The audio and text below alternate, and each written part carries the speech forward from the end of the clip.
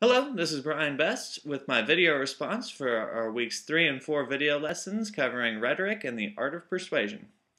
Just wanted to start by thanking you for using the Star Wars and Star Trek references in the videos. It was much more entertaining to watch, so thanks. Our first video was covering rhetoric and the art of persuasion, and we start off by defining rhetoric as an art form. This is very obvious that some people are much more naturally inclined to be persuasive than others, and it's good to learn that it's something that we can learn and build upon.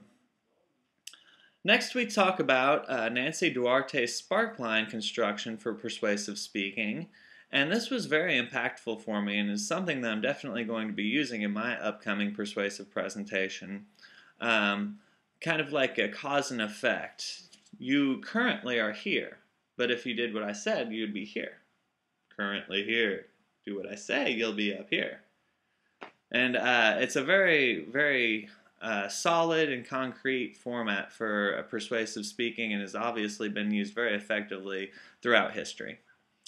Next, we talk about Coleman's seven steps for highly persuasive speakers.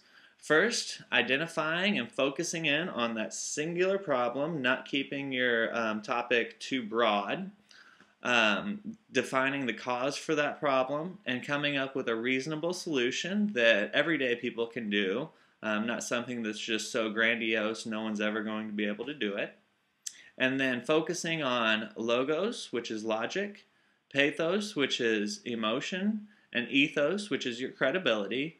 And then finally, being able to overcome obstacles or criticisms that will come your way. Obviously, we're doing a persuasive presentation, so you're trying to change the minds of your audience, so there's going to be some resistance and criticisms. The next video was talking about persuasive claims. This video pretty much just basically defined a fact claim. It's not something that's already been established as a fact, but something that you're claiming as a fact. A value claim, which is differentiating between right and wrong, just and unjust. And then, of course, the policy claim, which is actually trying to get your audience to take action or to do something. The policy claim was something I had a little bit of difficulty with in coming up with my thesis statement for the upcoming persuasive presentation. I found it a little bit hard to say that you should do this or you shouldn't do that, but I think I finally landed on something solid. The next video was the content of persuasion, and in this video is where you use the metaphor for pathos, logos, and ethos, and I thought it was very effective using the Star Trek characters when you're thinking of these ideas. Logos obviously is logic, which obviously connects with Spock. Pathos is emotion, so that obviously connects with the emotional leader, Captain Kirk. And then Dr. McCoy is the older, more respected character, so that obviously connects with ethos and credibility. The next video dives a little bit deeper into these subjects. The first one we talk about ethos and credibility, and this talks about decorum, presenting yourself like you're an authority on the subject. So you could think, well, somebody reading their presentation probably isn't practicing very good decorum. You shouldn't read because you can just read anything and that really doesn't make you an authority. It also speaks about how you can use virtue and reputation in your presentation so you can brag about yourself and use examples, references. And then the use of practical wisdom of telling stories of your own experiences to aid in your credibility. The next video was on pathos and the emotional side, and the two main things I got from this video were to keep it simple and to gradually build your emotional content. If you think about it, if you watch many cop dramas, you'll see that it always starts with the hook, with the crime actually being committed. Then the emotion kind of drops off while they try figuring out who did it. There's usually a twist along the way, and then the final climactic rise. And that leaves you kind of thinking about it for a couple of days afterwards and wanting more.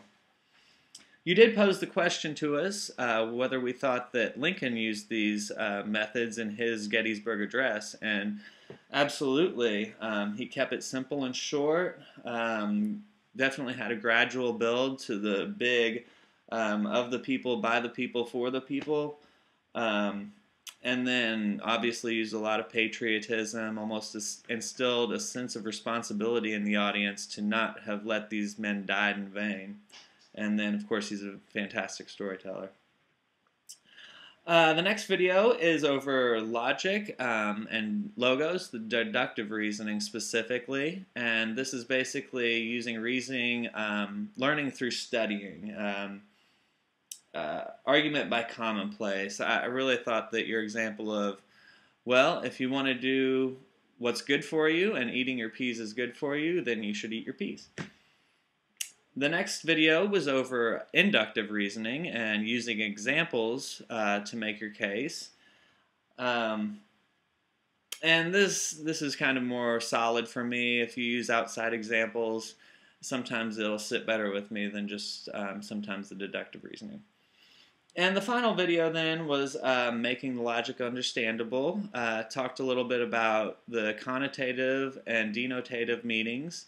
The denotative being the dictionary definition, and connotative being kind of how society looks at it. This was important to me because my particular presentation is going to be about napping, and it's got a pretty bad connotative definition. People think of laziness and, oh, you must have too much time on your hands, so that's going to be something I'm going to have to overcome.